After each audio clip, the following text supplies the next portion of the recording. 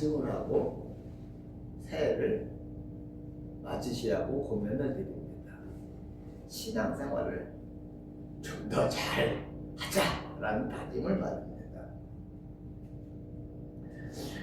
그렇게 먼저 신앙생활을 잘 하자는 다짐을 하고 새해를 맞는 그것이 우리가 2026년 한 해를 성공적으로 살고 축복받는 삶을 사는 기초가 되는 것이기 때문입니다. 성도님들, 마태복음 6장 잘 아시죠? 25절 이하에 보면은 마태복음 6장 얘기입니다. 마태복음 6장 25절에 보면 너희는 목숨을 위하여 무엇을 마실까, 무엇을 먹을까, 무엇을 마실까, 몸을 위하여 무엇을 입을까 염려하지 말라고 그러시면서 하시는 말씀이 공중의 새를 봐라, 들의 백합과를 봐라, 하나님께서 다 먹이시고 입히시는데 하물며 너희일까 보냐. 그러므로 무엇을 먹을까, 무엇을 마실까, 무엇을 입을까 염려하지 말라고 그러시면서 33절에 가보면 다만 무엇을 먹을까, 무엇을 입을까 염려는 하지 말고 다만 너희는 먼저 그의 나라와 그의 의를 구하라. 믿음으로 살아라.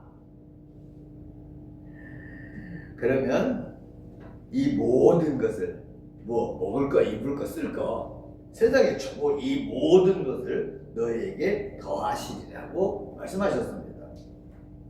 그러므로 먼저 신앙생활을 잘 하자는 다짐을 하고 그렇게 사는 것이 2026년 한 해를 성공적으로 살고 축복받고 사는 길이 되는 겁니다. 뿐만 아니라 말라기서 3장 10절에는 온전한 10의 1조를 들여서 나의 집 하나님의 집에 양식이 있게 하면 하나님께서 하늘 문을 열고 너희에게 복을 쌓을 곳이 없도록 부어주신다고도 하셨습니다. 동생들, 마태복음 7장 21절에 보면은 나더러 주여 주여 하는 자마다 다 천국에 들어갈 것이 아니고 다만 하늘에 계신 내 아버지의 뜻대로 행하는 자라야 천국에 들어가리라고 말씀을 하셨습니다. 그래서 주여 주여 하는 자마다 다 천국에 들어갈 것이 아니라 하나님의 말씀대로 사는 자들이 천국에 들어갈 것이라고 하시는 그 말씀을 넓게 해석을 하면은 11조를 드리는 것도 하나님의 뜻이잖아요. 그래서 11조를 드려야 구원을 받는다고 해석할 수도 있기는 하지만 교리적으로 해석하면 구원은 우리의 죄를 대신 짊어지시고 십자가에 죽어주신 예수 그리스도를 구세로 믿는 것이 구원의 조건입니다.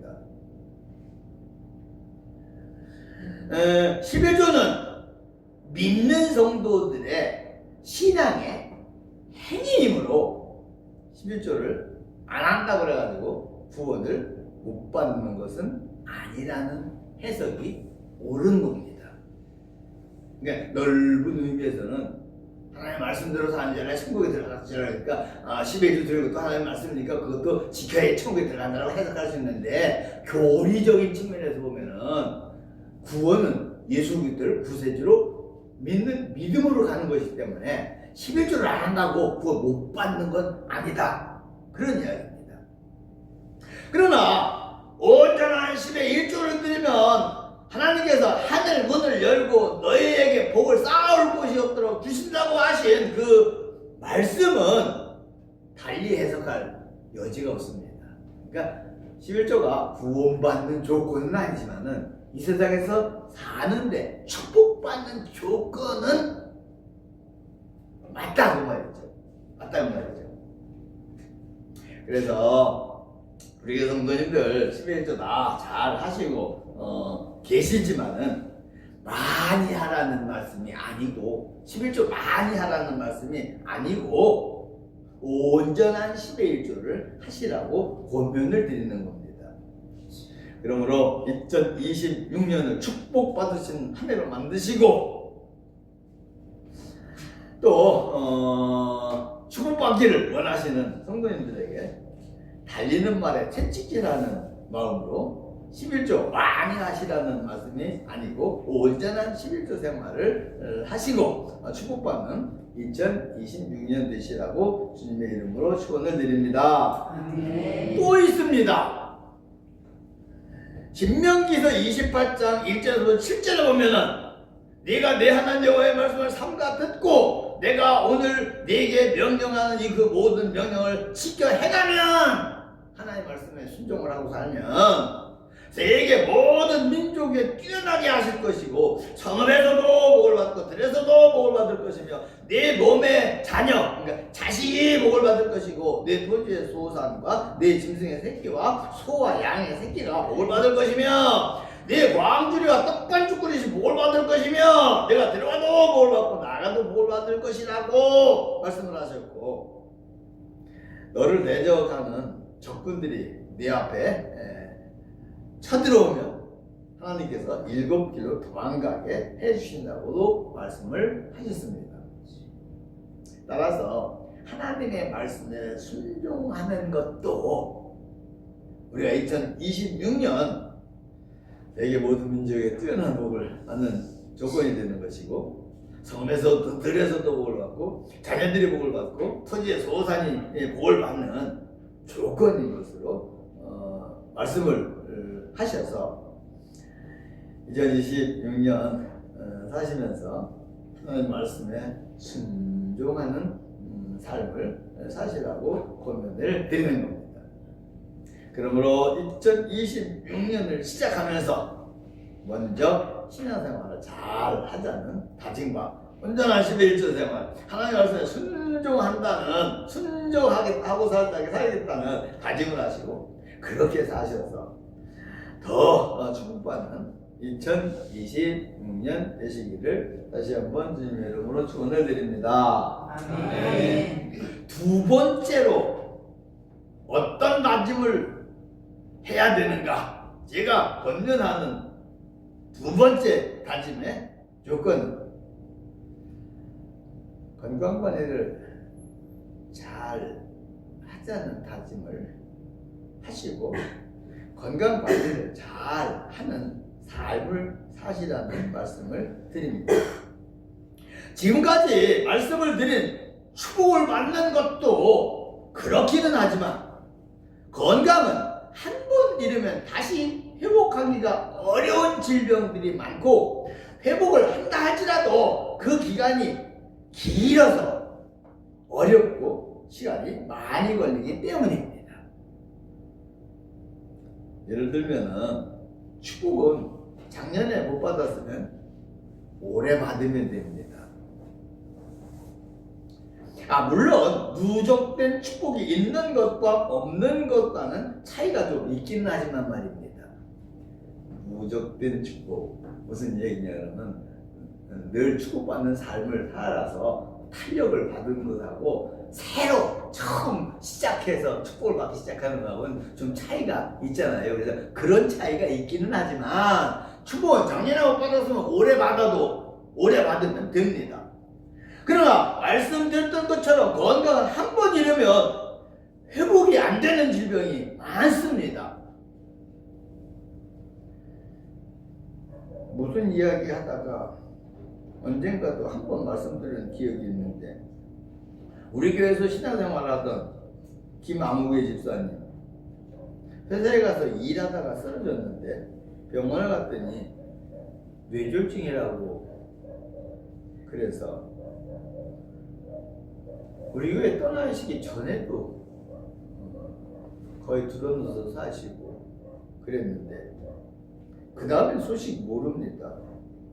그분을 알던 어떤 집사님도 소문으로 들었는데 하늘나라 갔다고 그러더랍니다. 우리 고향 친구가 이야기하는데 당신의 친척이래요. 먼 친척이래요. 근데 혈압약 먹으면 정력이 약해진다고 혈압약 안 먹고 살다가 뇌졸중 와가지고 지금은 넘어서 산다고 그러더라고요. 요즘은 나이가 어린 사람들이 걸린다고 붙여진 초록이 치매 환자들이 많답니다. 초록이 치매 환자들이. 그리고 그 초록이 치매 환자들은 평균 생존 기간이 노년의 치매 걸린 사람들보다 더 짧대요. 그 외에도 요즘은 젊은 사람들이 노인성 질병이라고 하는 당뇨병, 혈압, 뇌졸중, 퇴행성 관절염, 파킨슨병 등등이 많이 걸린다고 그럽니다. 통계적으로 말입니다. 그런데 잘 아시다시피 그런 병들은 한두 달, 1년, 2년 약 먹는다고 낫는 병 아니잖아요.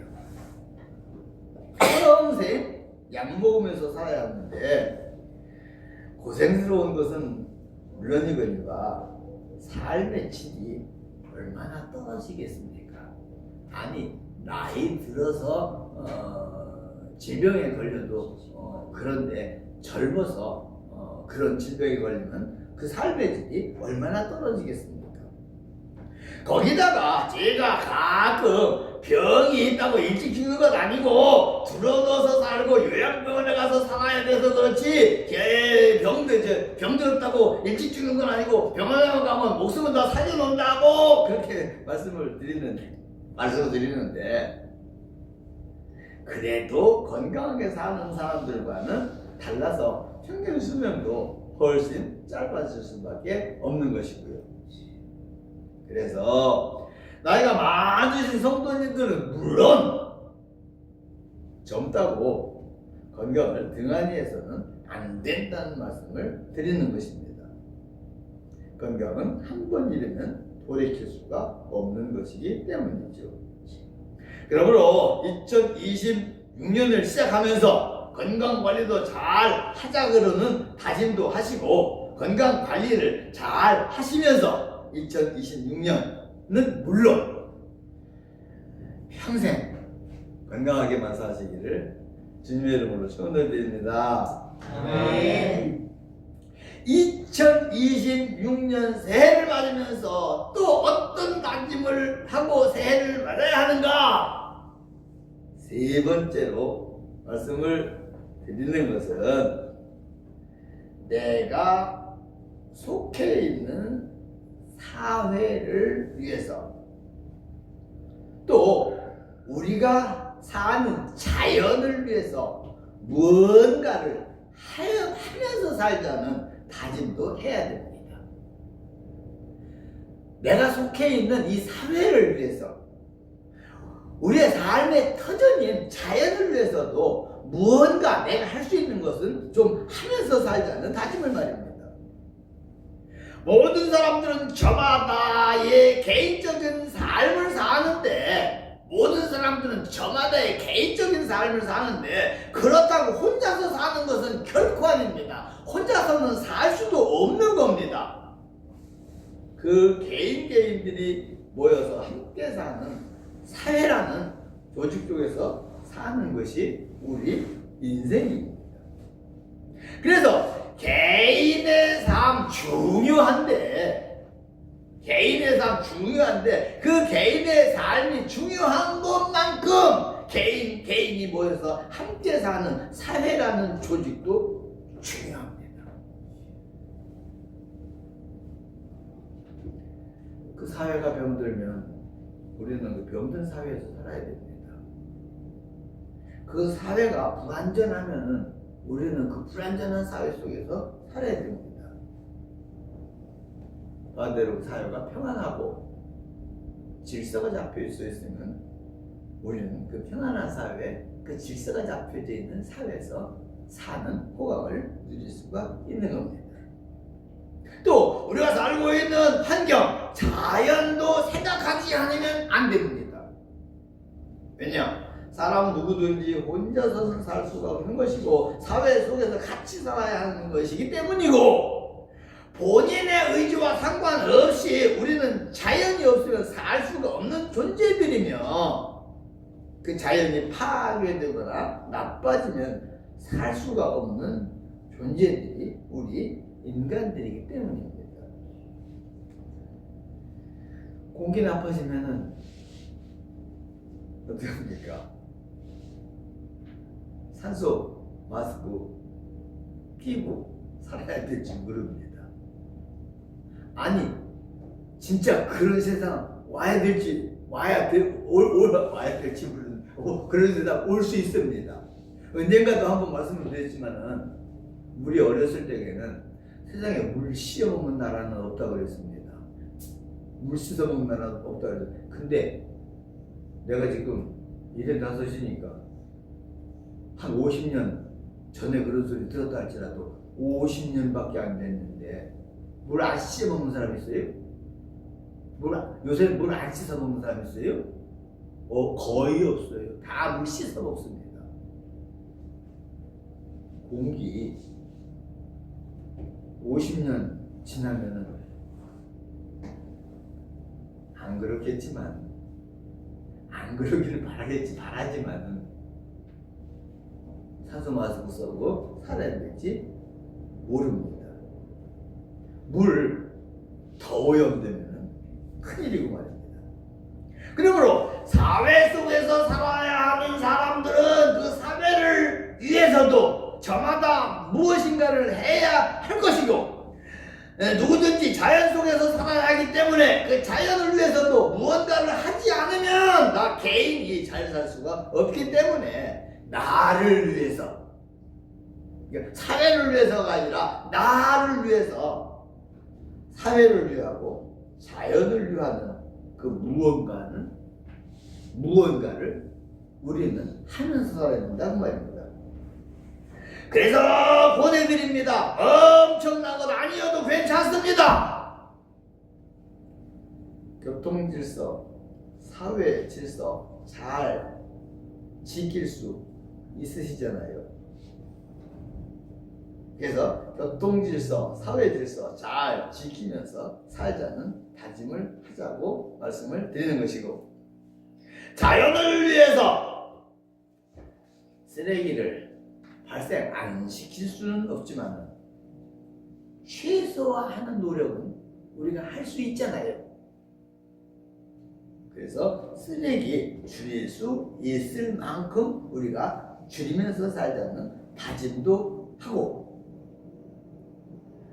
줄여서 사시고, 길 가다가 쓰레기 있으면 주워서 쓰레기통에 넣는 미덕도 발휘하시기 바랍니다.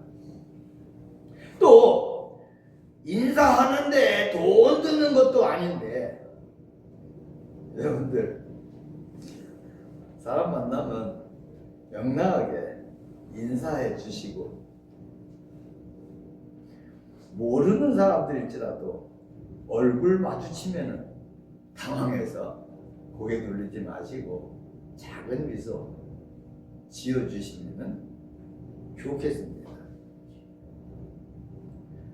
그러면 사회가 얼마나 밝아지겠습니까? 사회가 얼마나 밝아지겠습니까? 예배드리기 전에 뒤에서 기도하면서 소리 다 들리잖아요. 어느 분이 들으면서 안녕하세요 인사하면은 방학이 안녕하세요 그러잖아요. 그럼 그 자체가 된 거야. 근데 인사를 해도 받지도 않고 또 인사도 안 하고 그러면은 서먹서먹하고 그렇다고 말이야. 사회도 마찬가지예요. 사회도 마찬가지예요. 그래서 이 얘기도 그때 했는데 그래서 나는 사람 만나면 인사합니다. 그냥 만나면 인사합니다. 하루에 10번 만나면 10번 만나도 인사합니다. 안녕하세요 그렇게 인사하는 건 아니고 어디 가시네요 그러든지 하여튼 아는 척하고 미소 지어준다는 말입니다. 그래서 우리가 이 사회에서 엄청 큰 일을 안 해도 하면 좋지만은 안 해도 괜찮습니다. 작은 것에서부터 사회를 아름답게 만들어가는데 뭔가를 우리가 하면서 살아야 아름다운 세상을 만들어준다는 이야기죠. 또 요새 장날 시장에 안 가봐서 잘 모르는데 시장에 가면은 그 여름 같은 때는 어르신들이 노인네들이 뭐 한 주먹씩 야채 같은 거 갖다 놓고 파시고 그러더라고요. 가능하면 안 필요하고 살 수는 없잖아요. 가능하면은 사랑하는 마음으로 사드리고, 구걸하시는 분들이 있으면은 1,000원 좀 아껴 쓰시고 1,000원짜리 한 장 넣어 주시고 가야 됩니다. 또 한 번, 두 번 하시는 것도 아닌데 매년 한 달에 5,000원씩 이웃 사랑으로 하시는 성도님들에게 감사의 말씀 드립니다. 한 달에 5,000원 그거 없다고 못 사는 건 아니지만 그거 하는 거 그거 정성 아니면 어렵잖아요.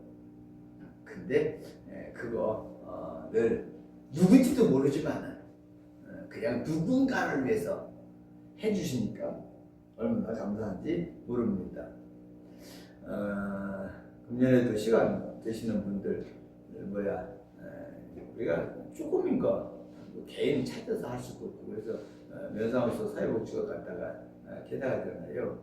시간 있으신 분들 시간 내서 한번 갔다가 사회복지가 기타게 드리고요.